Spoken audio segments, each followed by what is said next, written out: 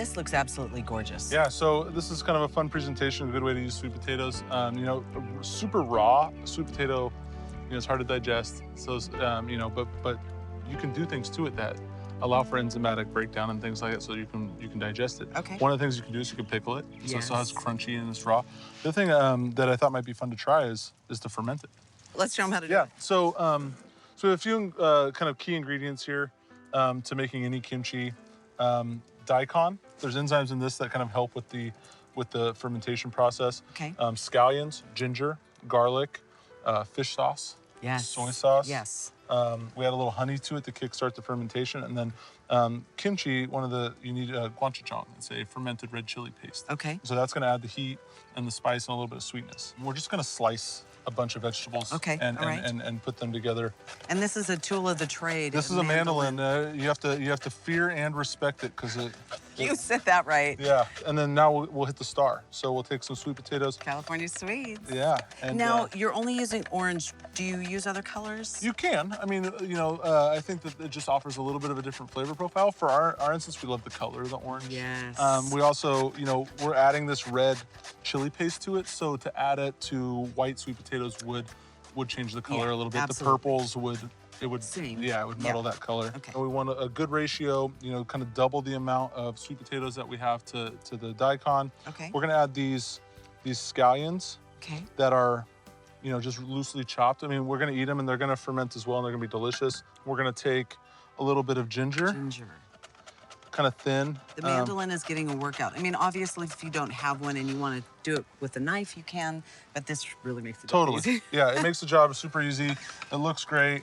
And then we're just gonna take a couple garlic cloves, and we can smash them with their knife. Okay. Just to kind of open up the flavor, because it's not something we're gonna eat at the end of the day. We're gonna pick them out. But Okay, but you want that flavor. yeah, you want that Yeah. exactly. And so now we have all our vegetables in there. We got the scallions, we got ginger, we got garlic, we got all that stuff. So now we can start adding our aromatics. So we're gonna add a little bit of honey to kind of, you know, start that fermentation process. Yes. We're gonna add our fish sauce, Okay. which is gonna add to that umami bomb that we're trying to create. You're right. Keep everything, you know, keep you coming back to it. A little soy sauce. Okay. And then I like mine a little spicy, but we're gonna go ahead and Oh, come on, make it spicy for me. I love it all right, spicy. so we'll put a big old dollop of the gochujang. Yeah. We mixing it? Mix it up. Okay. This is really simple. Super simple. Now, how long does it stay like this? So we can go anywhere from 5 days to a month in fermentation. Wow, really? And so and we can go, you know, a lot of kimchis go longer than that even. The longer, the better and more dynamic flavor you get. There's a lot of, you know, ancient kimchi recipes that go for years. Seriously? Yeah, yeah. Like it's like once a good once sourdough you get mother. that fermentation going, it's Let it cook. yeah, Yeah. it develops all kinds of new flavors. So how am I storing this? So what we're gonna do now is we're gonna get, they make these lids, and you can buy them online. They're fermentation lids. Yes. And so what they do is they allow the carbon dioxide to kind of burp out as it you know, ferments and stuff. Right. And so we'll have, and it's super important, you want it sterilized. So you gotta make sure that these jars are super clean and sterilized. And then we'll just load it up into the jar. And we put it in the fridge?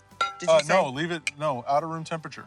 And so the air getting in it with that bubble is okay? The air doesn't get in because you're creating A vacuum. fermentation, and so the air is escaping. The carbon dioxide that the fermentation is generating is escaping, and it's not letting any air in. Understood. Now I'm clear. So as we do this, you know, the kimchi is going to generate its own liquid, and so we want to make sure that that liquid is over the top of the Okay. of the vegetables, and then we'll seal it up, and then we'll just let it sit For weeks. for weeks. Months. Yeah, exactly. and so, you know, it's you want to check on it, make sure that nothing's gone awry. If your jar's not sterilized, then perhaps, you know, things could go sideways. But, you know, You'll know soon enough. you'll know too, soon right? enough, exactly.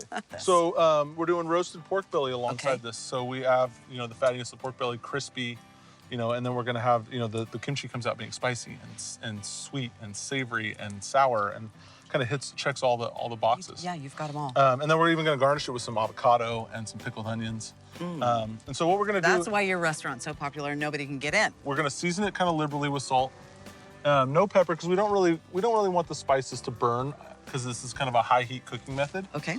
So we're gonna hit our pan with a little bit of oil here. So we want to start with the fat side down.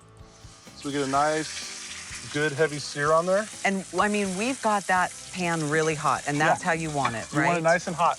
Now, we're not going to leave it there for too long because we're going to put this sucker in the oven for about an hour, hour and a half at a really low temperature. Oh, okay. So we're trying to get this a nice skin developed, which will happen pretty quickly. So are you thinking, Brad, 3 on each side maybe? I think about 3 minutes. Yeah, 2-3 minutes on each side. Okay. And then all we're going to do is we're going to flip it over and throw it in the oven, and then we're going to let it go.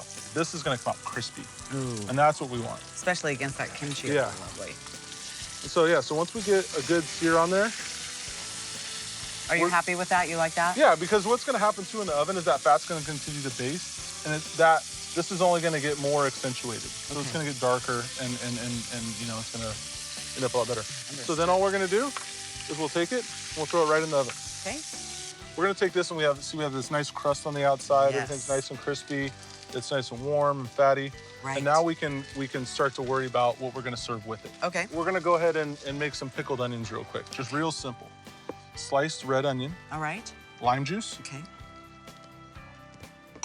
And a little bit of honey. And again, this is a kind of the way you pickle anything, really. Right, so we want equal, you know, a typical standard pickling ratio would be like equal parts sugar of some sort, right? Acid of some sort, and water of some sort. Okay. We're gonna leave the water out of this one because of the lime juice being a little more, not as astringent as a vinegar or anything like that. Okay. And so we'll mix these up and we'll let them sit.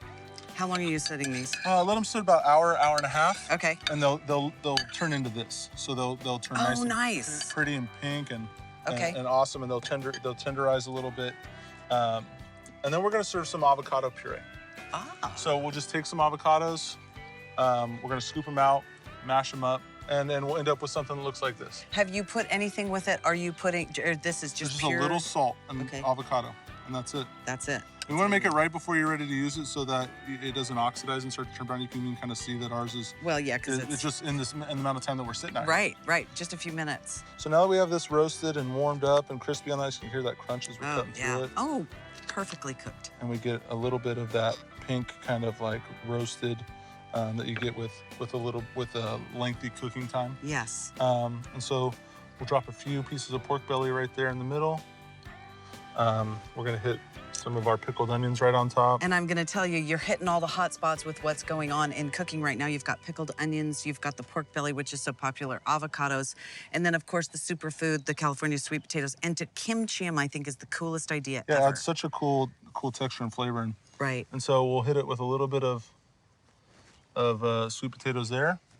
And then we'll garnish it with just some awesome kind of scallion curls and some micro cilantro. A lot of things you can do ahead of time, which is really nice. I mean, really, you could have it all prepared ahead of time, except for the pork belly. Exactly. It's great for entertaining. Yeah. You know, and then when you're having dinner parties like this, it's just a super quick pickup, you know. Well, and it's like a nice little dish, and it's hearty and delicious. It's perfect. It's great for the summer. This is another good one. Yep. We've got a winner.